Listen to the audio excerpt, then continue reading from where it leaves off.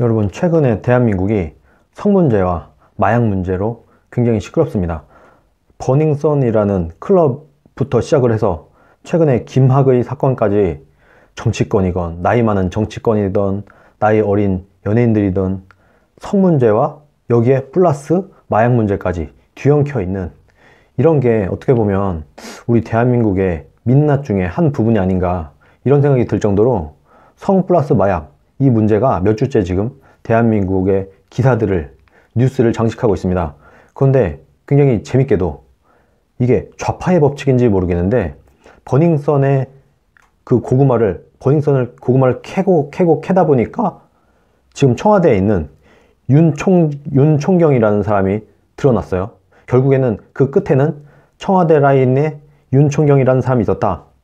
그리고 김학의 사건, 장자연, 김학의 이런 식으로 엮여 있는 이것도 성문제 플러스 마약인데 이 내용도 파다 보니까 처음에는 이거를 황교안을 엮기 위해서 그때 당시 법무부 장관이었다고 하는 황교안을 엮기 위해서 민주당 쪽에서 어떻게 보면 터뜨리고 어떻게든 엮어보려고 노력을 했는데 파다 보니까 이 김학의 사건의 핵심인 사실 별장에서 성접대를 했고 여기서 마약 같은 문제도 있었고 이게 알고 보니까 성접대가 아니라 성폭행, 강간에 가까웠다 이런 얘기인 거잖아요.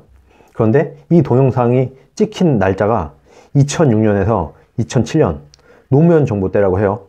그리고 이 김학의라는 사람이 무혐의를 수사를 받을 때 무혐의를 2번을 받았는데 이때 첫 번째 무혐의를 준 검사가 지금 민주당 문재인 정부의 검찰 과거사 조사위원인 사람이라고 하고 이분이 또 최동욱이랑 윤석열 그쪽 라인이라고 해요. 그리고 무혐의를 2번째로 준 그 검사는 현재 대검찰청 기획관으로 있는 검사라고 합니다. 결국에는 또 민주당 아니면 청와대 관계자였던 거예요. 김학의 사건도 그렇고 버닝썬 사건도 그렇고 청와대와 민주당으로 모이는 이런 일이 지금 발생을 하고 있습니다. 뭔가 신기하게 드루킹 때도 그랬어요. 뭔가 자유한국당이나 우파 쪽을 엮으려고 시작이 됐는데 그 끝은 결국은 그 맨 꼭대기에는 좌파들이 앉아있는 이런 형국이었는데 이 버닝썬 사건도 그렇고 김학의 사건도 그렇고 파다 보니까 그 끝에는 좌파들이 있었어요. 청와대가 있었고 민주당이 있었어요.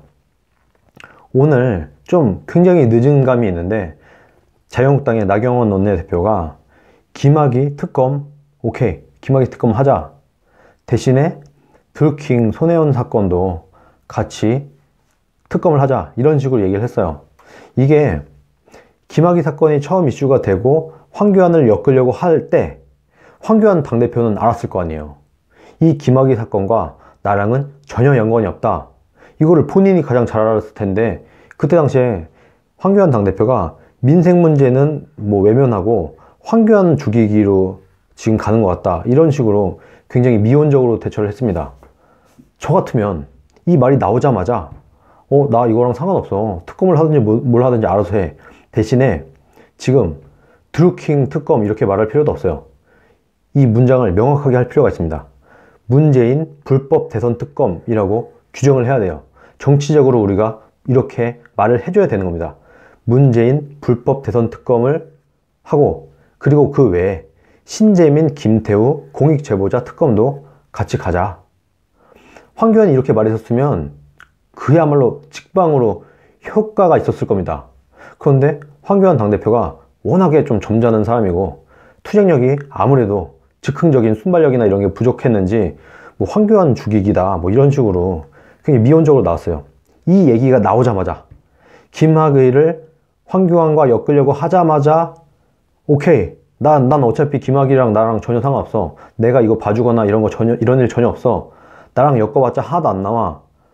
이거 받아줄 테니까 대신에 문재인 불법 대선 특검하고 신재민, 김태우 공익제보자 특검 그리고 지금 이것만 우리 자유한국당이나 야당 쪽에만 자꾸 이렇게 털려고 하지 말고 지금 그렇게 깨끗하다고 주장했던 니네도 같이 털자. 지금 서영교 문제, 손혜원 문제 그리고 대통령의 아들인 문준용 씨의 취업 비리 문제 그리고 대통령의 딸 문다혜의 해외 이주 문제 그리고 문재인 대통령 딸의 사위의 비리 문제, 무슨 돈으로 지금 외국에 나왔고, 지금 이 문다혜 씨 남편, 이 사위, 문재인의 사위, 이 사람에 대한 비리 얘기도 많죠. 뭐 게임회사 어쩌고 하고 국가에서 몇백억을 지원했다 이런 얘기가 있는데, 요거 싹 다 묶어서 같이 한번, 국민들이 여당의 비리도 관심이 많다, 왜 이렇게 자꾸 야당만 털려고 하냐, 야당도 오케이, 니네가 원하는 거 다 받아줄게, 대신에 우리가 원하는 이것도, 지금 여당의 비리들도 국민들이 굉장히 관심을 갖고 있으니까 같이 까자. 공정하게, 공정한 정부라며, 그럼 우리 공정하게 한번 깝시다. 끝까지 여당, 여든 야든 좌든 우든 탈탈 한번 털어봅시다 하고 털자, 이렇게 주장을 했었으면 직방으로 먹었을 텐데 조금 한 템포가 늦었어요. 거기다가 지금 우리들 병원에 1,400억 대출 의혹까지 있습니다. 지금 너무 많아요. 제가 이걸 다 못 외우겠어가지고 적어올 정도로, 뭐 드루킹, 문재인 불법 대선, 신재민, 김태우, 서영교, 손혜원, 문준용, 문다혜 씨의 남편인 사위, 우리들 병원의 대출 의혹 엄청나게 많습니다. 지금 문재인 정부 깔게, 그리고 특검을 해서 밝힐 만한 것들, 이거 하나하나가 다 굉장히 굵직굵직한 사건들이에요. 이거 하나하나가 어떻게 보면 뭐 서영교도 하나, 손혜원도 하나, 문준용도 하나, 문다혜도 하나, 요런 거 하나하나가 어떻게 보면 영상 한 편을 찍어야 될 정도로 비리와 부도덕과 이런 것들 덩어리인 거예요. 이런 덩어리들을 한꺼번에 종합 세트로 만들어서 다 같이 한번 까보자. 뭐 너네가 또 캥기는 거 있거나 너네가 좀 주장할 거 있으면 더 갖고 와. 우린 깨끗해. 우린 너네들보다 훨씬 깨끗해. 이렇게 주장을 하면은 이것을 반박하거나 민주당 쪽에서 아니야, 야당만 털어, 우리는 안 털 거야, 이렇게 할 수가 있겠습니까?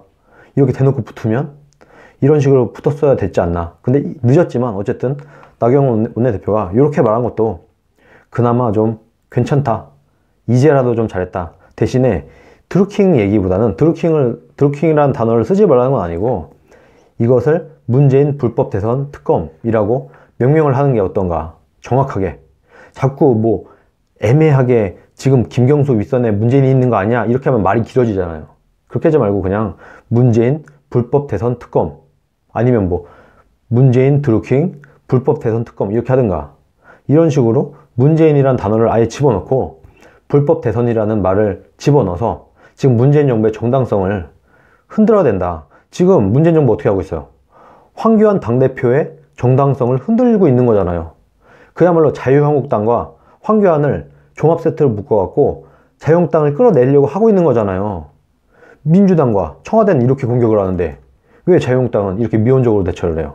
그럼 똑같이 문재인의 정권을 뿌리채 흔들어야죠. 흔들 만한 증거도 다 있고 내용도 다 있고 근거도 다 있어요. 이게 예전에 박근혜 대통령의 그 최순실 국정단 이런 것처럼 거짓말이 아니잖아요. 거짓의 산이 아니에요. 지금 문재인에 대한 이 모든 의혹과 이 모든 팩트들은 박근혜 때 거짓의 산이 아니라 문재인은 진실의 산입니다. 본인이 저질러 놓은, 본인이 싸질러 놓은 수많은 진실들이 산이 돼서 문재인을 끌어내릴 칼이 돼서 돌아오고 있는 거예요. 그래서 이것을 우리가 뺄 이유가 하나도 없다. 좀 더 강경하게, 뭐 나름대로는 뭐 이 점잖은 분들이 나경원 원내대표나 황교안 당대표나 뭐 나름대로 고군분투하고 있는 것 같은데 아직 굉장히 약합니다. 그리고 순발력도 정치인들한테 있어서 솔직히 순발력이 굉장히 중요한 부분이잖아요. 이런 것도 잘 활용을 해서 하루라도 더 빨리 좀 더 강수를 두는 것도 그 정치판에서 굉장히 이로울 수 있는 전략 중에 하나다라는 걸 이해하시고 좀 더 빠르게 대응했으면 좋겠어요.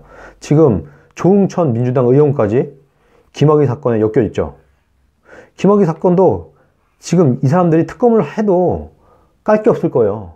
특검을 해서 까다 까면은 결국에는 조응천이 나오고 자신의 측인, 청와대 측근인 검찰들이 나오고 뭐 그런 상태잖아요, 지금.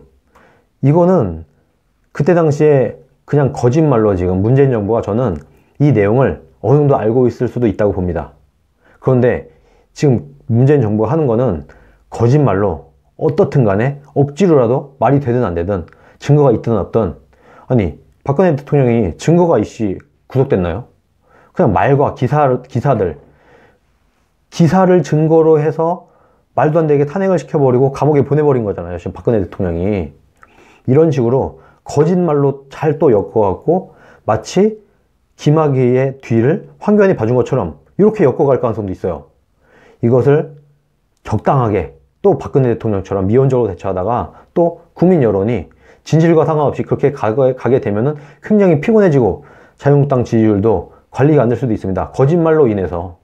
그렇기 때문에 이렇게 미온적으로 대처하지 말고 강하게 나오는 상대방에겐 강하게 맞불 작전을 놔야 된다. 그리고 지금 야당이잖아요. 아니, 야당이 공격하고 여당이 방어를 하게 만들어야 되는데 왜 지금 거짓말로 여당이 야당을 공격하고 야당은 이것을 방어하는 것처럼 모양이 나오나요? 굉장히 야당이 못 싸우고 있다는 증거입니다. 지금 이 상황이야말로.